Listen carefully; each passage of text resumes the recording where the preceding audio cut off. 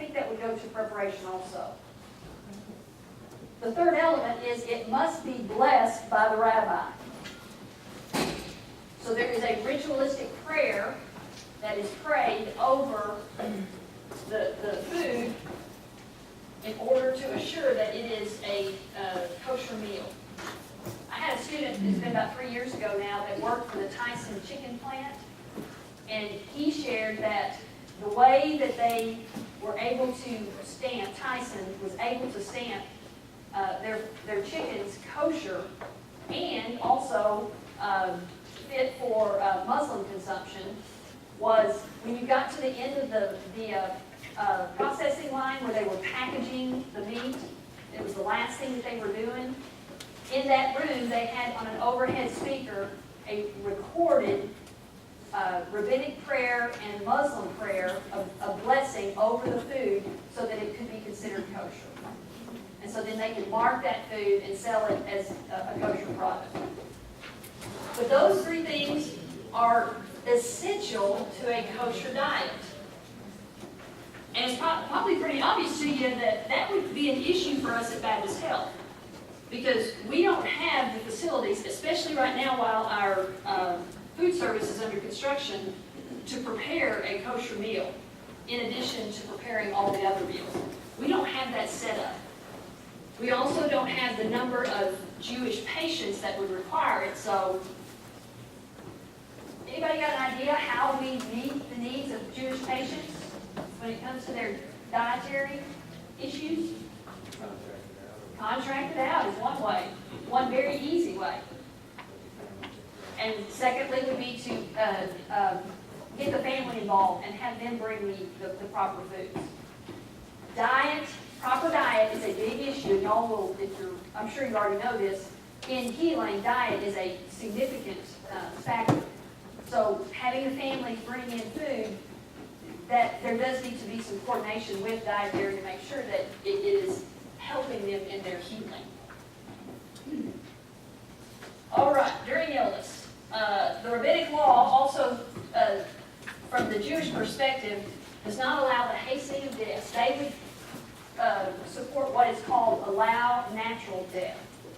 So they don't want bodies or individuals to die prematurely. Their ritualized prayer comes from the Union Prayer Book. This was the slide I was mentioning a moment ago. And they also have a ritual prayer for the sick. And then lastly, from their sacred scriptures in Deuteronomy, their call to worship is something that they might recite while they're a patient in the hospital. Again, they use this at the beginning of their worship services. And it starts out, "Hear, O Israel, the Lord our God, the Lord is one, and you shall love the Lord your God with all your heart, strength, soul, and mind." When death occurs, we should avoid touching their bodies and only move them for purposes of dignity. In your notes, you're probably wondering where are these 3 points or the 3 things of care at death. I'm going to get to that here in just a minute. Let me talk in general about what Jewish faith requires when the bodies are close to death and or dying, or have died. Eyes closed, body straight, laid out flat, no pillow, arms out beside the body with a cover sheet. We're not to wash the bodies. They have an individual in the Jewish faith called a shomer, who actually comes and prepares the bodies for burial once they have died. So they have a ritual washing and anointing and prayer that they do whenever someone has died, and they want to do that as opposed to our nursing staff washing and cleaning the body. All hospital equipment should be removed, and the body should be positioned so that the feet are facing the door of the room. Okay, avoid it. We talked about that. We talked about burial was close to death. I think we did. Burial should be as close to death as possible. Maybe we didn't talk about that. Anybody have an idea? What's the next thing? Anybody have an idea why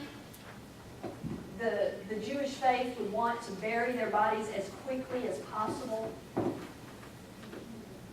Say that again? Well, a lot of the, as far as I understand it, a lot of the, like, kosher laws and a lot of the laws, dealing with bodies is, at the bottom line, it's about hygiene. Uh-huh. Like, because you were able to bury somebody and then you're able to protect the rest of the community. Yes. It does have to do with the decomposition of the body and the protection around others. But why is it so important to do it quickly? Anybody have a clue about that or any idea? The reason is because Jewish patients, or excuse me, in Judaism, they do not embalm their bodies.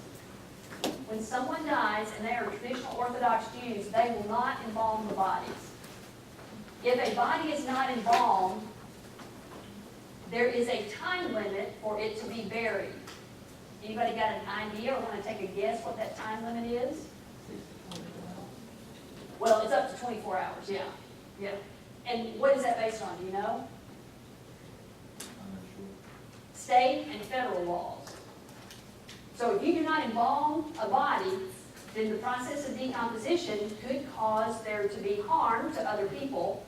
Therefore, within that 24-hour period, the body must either be cremated or buried. And in Judaism, they will not cremate their bodies.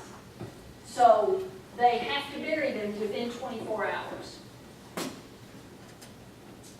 All right, here are the 3 things that you've been looking for in your notes. 3 practices at the point of death. In Judaism, autopsy is unacceptable. Traditional Orthodox Judaism. Autopsy is unacceptable. The reason autopsy is unacceptable is the same reason that they don't embalm their bodies. It is considered a desecration of the corpse. They consider that that would be treating a body poorly.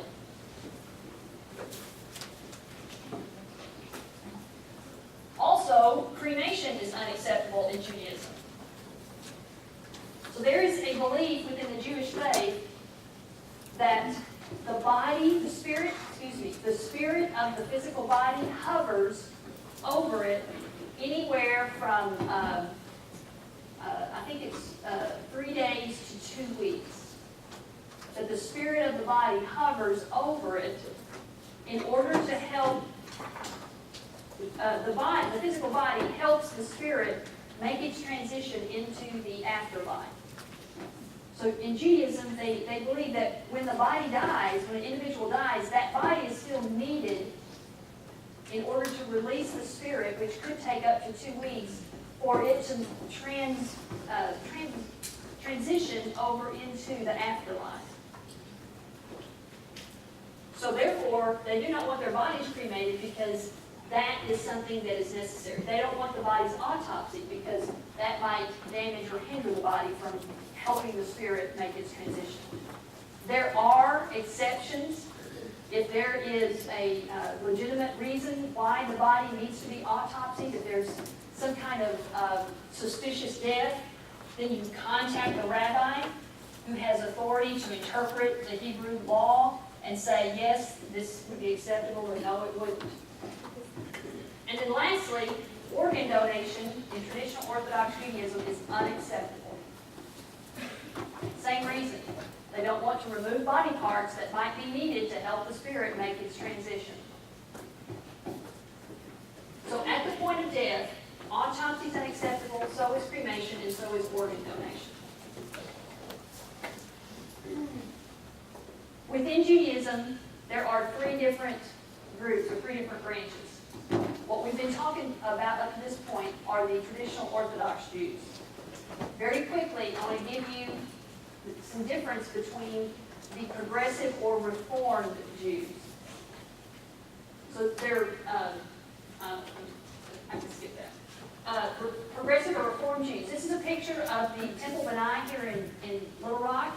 This is the only Jewish temple or synagogue that I'm aware of in Central Arkansas. But it is off of Rodney Parham near First Baptist Church. So if if you're familiar with that area, you'd have to really be looking, because it's kind of set off the road, back up in the woods a little bit. But progressive Reformed Jews are just what it says. They do not hold as strictly and what is the right word? They're just not as strict in regards to the practice of the basic beliefs. Although they do believe in the same 6 principles and tenets that I gave you earlier. So their basic beliefs are the same, their practice is what's different. So prayer and fasting is a little relaxed. They may not do the same ritualized prayer.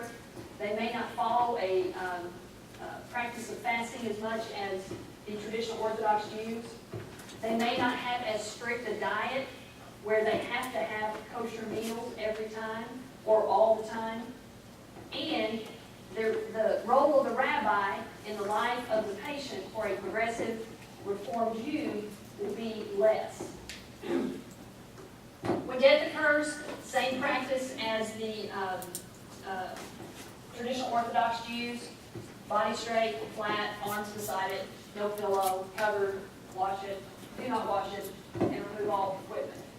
But when death occurs, here are the 3 points for your notes. For progressive Reformed Jews, autopsies are acceptable. Cremation is also acceptable, as is organ donation and organ reception. So the biggest difference between traditional Orthodox Jews and progressive Reformed Jews is in the practice of their faith. The traditional Orthodox are going to hold to those beliefs rigidly. They are going to follow the practice and the teachings very faithfully. Progressive Reformed Jews will relax that, and they will allow these kind of medical procedures that the traditional Orthodox don't. And then the last group, I don't have this in your notes anywhere, but I just wanted to tell you who this last group is. Within Judaism, it's a group that's referred to as either Reformed or Messianic Jews. So they are Jews who agree with or follow 5 of the 6 basic beliefs of Judaism. The point that they differ on is the belief in a Messiah to come. Because in Judaism, for completed Reformed Jews, they believe that Jesus is the Messiah. So they follow all the history and heritage of traditional Orthodox Judaism, yet they have accepted that Yahweh's promise for a Messiah has come to pass in the person of Jesus. So that's why they're called completed Jews or Messianic Jews. They follow the cultural practices of Judaism. They follow 5 of the 6 belief points in Judaism, yet they differ in that they have accepted Christ as the Messiah. So that makes Messianic Jews much more like the Christian faith than traditional or Reformed Jews. Okay, so those are the 3 divisions within Judaism. We've got a little bit of history, we've got the beliefs, a little bit of history, and some understanding of how to care for them in a clinical setting. When we come back, we'll move into the next world religion. So let's pause and take a 2-minute break, and we'll come back and get started at 10 after 9.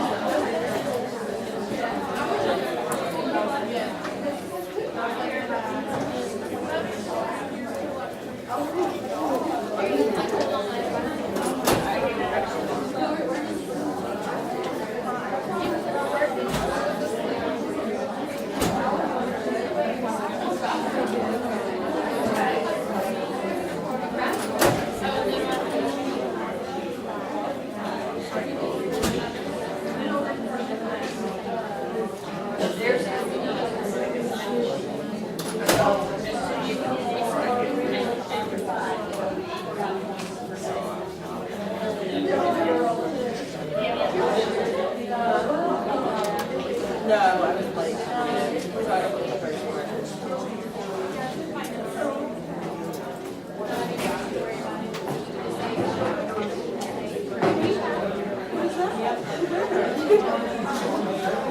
Where's that?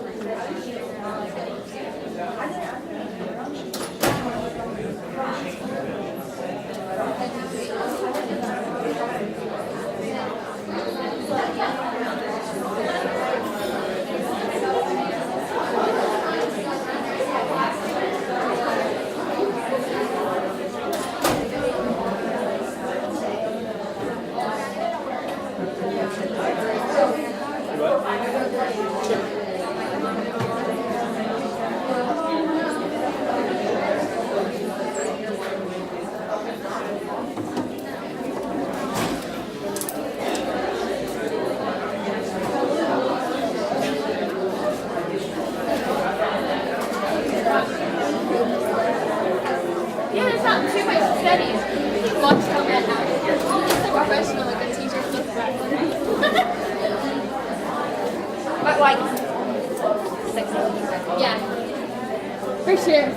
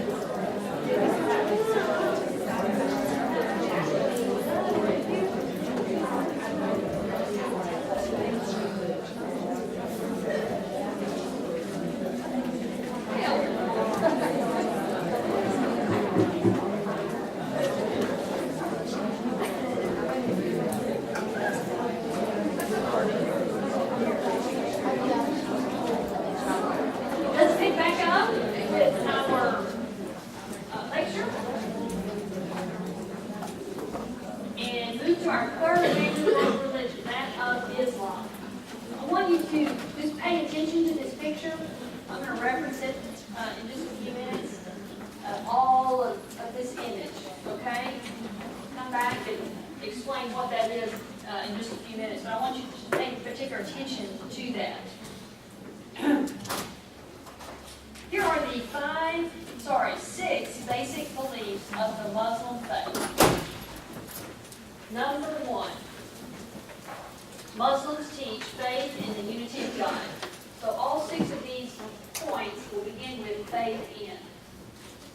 This is very similar to the Jewish religion. Islam and Judaism are very similar in their concept of the unity of God, which is very different than the Christian faith. We've already made that distinction. All right, we've already identified the name of the Christian God. What do Christians call God? Jehovah. What do Jews call God? And what do Muslims call God? Allah. So 3 classical, monotheistic, spiritual traditions, all 3 of these religions fall under that category. They're the 3 major monotheistic religions in the world, and they all call God a different name. Number 2, Muslims have a faith in angels, which essentially means that they believe in a metaphysical world. They believe in angelic beings that minister on behalf of their followers. So there are creatures in existence in that metaphysical world, that world that we know beyond our senses, that are ministering to their followers. They also have faith in their prophets. And Muhammad is the chief prophet. Muhammad is the first in the line of prophets in Islam, and he is the one who is considered to have written their books of Revelation, which is their 4th belief. So they have faith in their prophets, and they have faith in their books of Revelation. One of the ways that Muslims show reverence for God is when he is referenced. So they will show reverence and respect for Allah by making the following statement whenever the name Allah is said or written anywhere. And it goes along with their belief in their faith in the prophets. So for Islam, or for Muslims, when the name Allah is spoken or written, they will say, there is no God but Allah, and Muhammad is his prophet. And in making that statement, that is like their declaration of faith, that is them showing respect and reverence for their God. In writing, I have seen it where instead of writing the whole phrase out, they'll just put the first letter of each word. So there's just a string of letters in parentheses behind the word Allah if it's ever written out. Their 5th basic belief is faith in an afterlife. So like Christianity and like Judaism, they believe that there is a place after this physical world that we will go called heaven. And they believe that we all have, or followers of Islam, have a destiny that they should fulfill in this physical life in order to receive the fullest blessings in the afterlife. So they have what they call faith and destiny. For Islam, this is the point in the Muslim belief that has caused some radical extremes within the Muslim faith. So when we hear in the news about terroristic attacks or ISIS groups that have used suicide bombers, the reason that those people will go to those extremes to give up their own life against their enemies is because of this point in their belief. They believe that as followers, they have a destiny. They have a purpose to fulfill. That is similar to what the Christian faith teaches, that God is a God of purpose, and that He created time to mark His purposeful activity. Muslims teach that their followers have a destiny, and they should strive to find that destiny in life. And so for some, they believe that destiny is fulfilled in giving their lives for the cause of their beliefs. And so that is how we've seen that manifested in the extreme radical elements of the Muslim faith. All right, these are the basic beliefs. They also have what they call their pillars of worship. There are 5 pillars of worship. These are the elements that they practice regularly. Some daily, some not daily, some in other periods of time. But the first of these pillars of worship is what they refer to as their kalima. Now, for testing purposes, I'm most interested that you know what is in the parentheses. So there's going to be 5 words here that are transliterations from the Aramaic. I'm not going to ask you to remember all those words. So kalima, I'm not going to put on a test and say, what is that? But I do want you to know that testimony of faith is one of the pillars of Muslim worship. And the kalima is that statement that I made a few moments ago. There is no God but Allah, and Muhammad is His prophet. That is their testimony of faith. Secondly are their salat, or their prayers, ritual prayers. So like Judaism, Muslims have ritualized prayer that they do. How many times a day does a Muslim pray? Anybody know? 5. They pray 5 times a day. They have their morning prayers, their noon prayers, afternoon, evening, and sunset prayers. So at those 5 times in a day, they are to stop whatever they're doing, get into a position of humility with their face, they're supposed to be prostrate, and then face Mecca. And they will recite their ritual prayers. Jews also have ritual prayers. Does anybody know how many times a Jew will pray?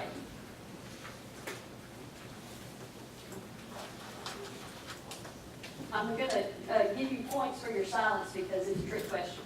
Jews don't have a certain number of times. Muslims pray 5 times a day with their ritual prayers. Jews have ritual prayers, but there's not a set time during the day. So I was trying to trick you up and you passed. All right, number 3 in their pillar of worship is called Swam. That is their practice of fasting. The time when Muslims, when it's their practice of fasting is the most well known is during their religious holiday known as Ramadan. Is that term familiar to you? You've heard of Ramadan? Ramadan follows the lunar calendar. So every 28 days, or Ramadan lasts for 28 days, and throughout the year, it moves forward because it follows that 28-day calendar. And our Gregorian calendar, some months have 30 days, some have 31. Very rare that we have a 28-day month. So Ramadan for us moves up in the year. I think in 2016, Ramadan started, I think it started at the end of June and went to the end of July. It was like right in the middle of the summer this year. So next year, it may be middle of June to the middle of July. And it just keeps moving up in our calendar year because it follows the lunar calendar.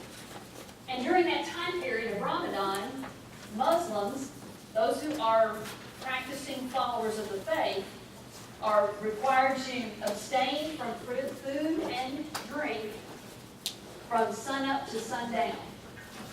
So during the daylight hours, they're supposed to abstain, they're supposed to fast in order to commit themselves to prayer and worship and the practice of their faith. Then, after the sun goes down, they can eat and drink. What has happened in Islam through the cultural aspect of this is just how Muslims do live life, those who are not strict followers of the Muslim faith, they will, instead of fasting during the day, not eating, they will sleep they'll stay up all night after the sun goes down, and they'll party and they'll eat and they'll live to excess, and then they'll sleep all day. So during Ramadan, for those who are not strong followers of the Muslim faith, that is the way that they have distorted that practice. Zakat is the practice of almsgiving. So this is a belief that you care for the least and the lowly in your midst. The Christian faith also has that principle, and as does the Jewish faith, that you should care for the widows and orphans, care for those who can't care for themselves. That is what almsgiving is, and in Islam they refer to that as zakat. And then the last pillar of their worship is known as Hajj. Hajj is the pilgrimage to their holy city, Mecca, for their annual convocation. That image that I showed you, that I drew your attention to, that was a picture of their holy convocation in Mecca. And all those little dots, everything that you saw on the screen, were people. So there literally are hundreds of thousands of people that come together in Mecca annually in the practice of their worship of Islam. A little known occurrence that happens during this time, because there are so many people, is that it is not uncommon for there to be accidents occur and people die at this holy convocation. Because there's hundreds of thousands of people and they're all just jammed into that small geographic area. It wasn't this year, but I think it was last year. I did hear a news report of a event that occurred at this location, and the people essentially got this mob thing going, and they were pushing, and individuals got run over, fell down, pushed down, and literally trampled to death at this religious congregation. From the Muslim perspective, that is considered one of the highest ways of death, the most honorable ways of death. That's a better way to say it. For you to die at the holy convocation would be an honorable way to die, because you are there at the pinnacle of your faith with the people of your faith in the worship, the pinnacle worship of your faith. And if you died in the midst of that, that would be considered like the most honorable way that you could die. So that happens. We don't hear much about that. You don't hear a lot of news reports about it, but that is something that does occur regularly. Okay. When we have Muslim patients, here are some things for us to remember. In the clinical setting, they are very modest people, so they want segregated care. This next couple of slides is on your notes. I'll give you those 3 points here in just a moment. They also observe a specific dress code because of their modesty. I'm sure we're all aware of the controversy of the women having to wear burqas and keep themselves completely covered. That is a practice within the faith. And then they have their ritual prayer and washing that they do also. Their prayers, if you are in the hospital and physically able, you can combine the 5 prayer times down to 3. And you can do the noon and afternoon prayers together and the sunset and evening prayers together, and just have the 3 times of prayer.